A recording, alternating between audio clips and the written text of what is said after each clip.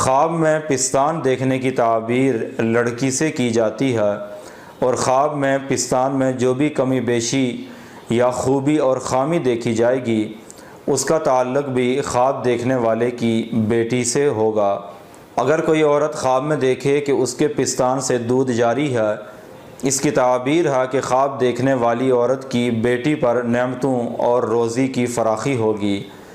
और अगर यही ख्वाब कोई मर्द देखे तो उसकी भी यही ताबीर है और ख्वाब देखने वाला माल हलाल पाएगा।